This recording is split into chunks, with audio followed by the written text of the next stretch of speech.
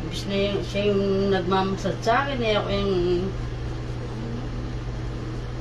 Sarap. Ganyan tamang pagmasad.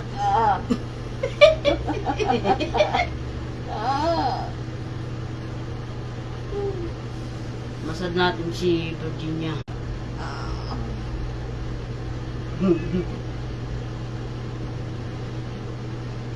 Ay, ay, ay, ay, ay.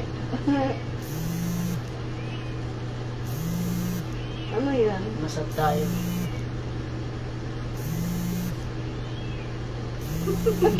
Ganyan ang pagmasad. Ay, dagahan ka pa naman ang laki-laki. Ay. Patay masad na yan.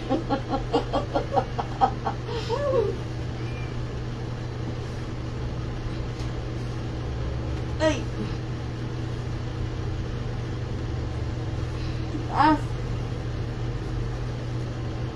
Ayan. Mahal bayad niya ito. Bubasag. Ay. Sa laki pa naman ang nakasakay ay... Ano ba ito? Nila kamay. Bubasag.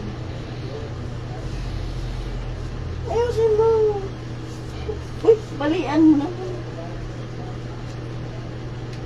Ay, sarapan mo naman. Hi, dwarfs! Magbasad tayo ngayon, dwarfs.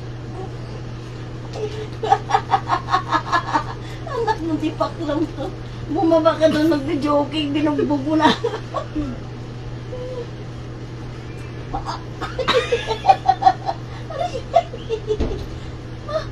Ganyan ang magmasad, di ba? Ganyan masad si Masad, masad yan. Yan ang uso ngayon.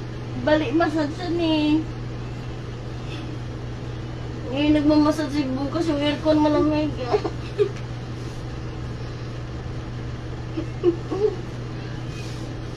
Makati. Abutin mo, mahal. Diyan.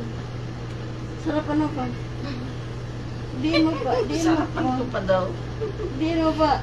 Sige pa. Ah!